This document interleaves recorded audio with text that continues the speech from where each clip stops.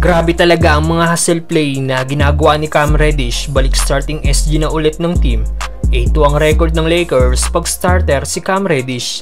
Sikat na rin sa mga Lakers fans, pero bago yan Brooklyn Nets tinapos na ang 9 winning streak ng Orlando Magic. Isa nga po sa top seeded team sa isang team ng Orlando Magic. Solid start nga po para sa Magic na may 9 winning streak bago ang laban nila kanina kontra sa Nets.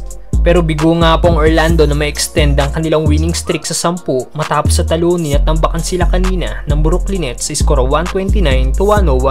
Pumutok nga po para sa Nets si Mikal Bridges na nagbaon ng 42 points, 5 rebounds, 3 assists at 3 blocks para putulin na ang winning streak ng Orlando.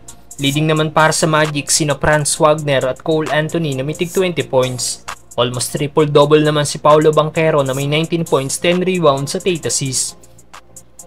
Kahit natalo nga po ang Orlando Magic, nakaupo pa rin sila bilang number 2 sa East na may 14-6 na record tabla sa Milwaukee Bucks. Samantalang Cam Reddish, grabe ang hustle play na ginagawa sa Lakers. Balik lineup na nga po si Cam Reddish matapos tamaan ng growing injury at sa kanyang pagbabalik kanina, ginawa na nga po ulit ito ni Coach Sham bilang starting shooting guard ng team. Hindi naman nga po nagkamali si Coach Darvin Ham sa kanyang naging desisyon dahil solid game na naman ang ipinakita ng nasabing shooting guard. Nagtapos nga po si Reddish na may 11 points at 5 rebounds. Pero hindi matatawaran ng mga hustle play na ginawa ni Reddish gaya na lang ng ginawa nito noong third quarter kung saan hindi na secured ni Vanderbilt ang rebound. Pero to the rescue si Cam Reddish para agawin ang bola sa Rockets. Tagumpay nga pong naagaw ni Reddish ang bola na na-convert niya pa into points.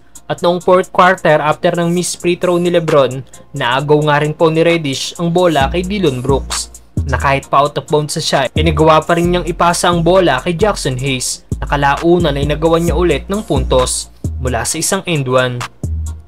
Meron nga rin pong 8-2 na record ng Lakers pag si Reddish ay naglalaro bilang starter. Sikat na rin si Cam Reddish sa mga Lakers fans dahil kanina spotted ang mga Lakers fans na nakapila para makapagpa-picture sa nasabing shooting guard na nakaupo sa gitna ng court.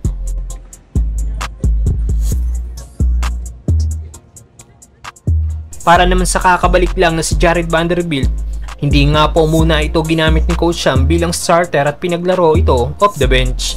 Nagtapos nga lang po si Bandon na may 4 rebounds at 1 assist sa kanyang 14 minutes playing time. At after ng game, sinabi ni Bandon na masaya daw siyang nakabalik na siya sa team. Pero medyo kinakalawang pa rin daw siya. Kaya naman sisikapin niya daw kagad na makuha ang rhythm ng kanyang laro at bumuo ng chemistry sa team. Magiging kaabang-abang talaga ito lalo na ang Reddish at Vanderbilt defensive duo.